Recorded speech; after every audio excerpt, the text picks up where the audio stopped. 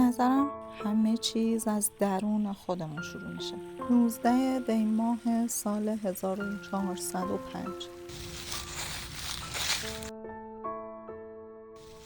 رفتم به دنبال خودم، دنبال جهانی که هر روزش تکرار تاریخ.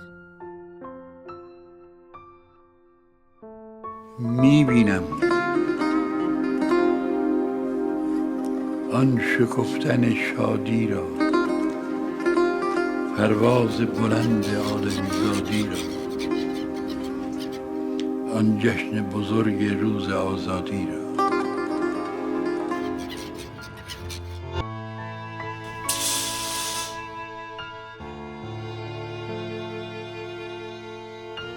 کاش این فریاد را ما زودتر در درون خودمون جوانه می‌زدیم. نمی‌دانند چه بر سر جهان آمده.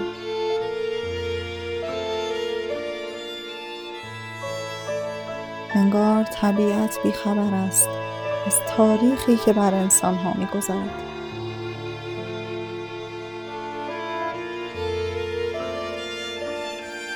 روایت‌های سخت از دل آرامش نمی‌آیند، از دل این ترک‌ها می‌آیند.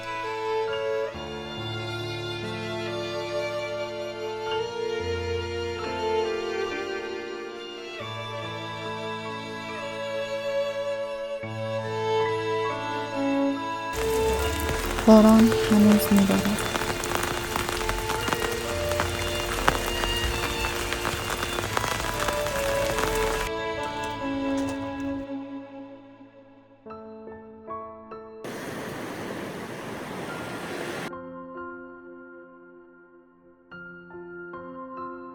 آتش هنوز روشن است.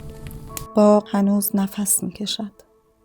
منجیل، زمین خشک، ترکی که باران هم پر نمی‌کندش.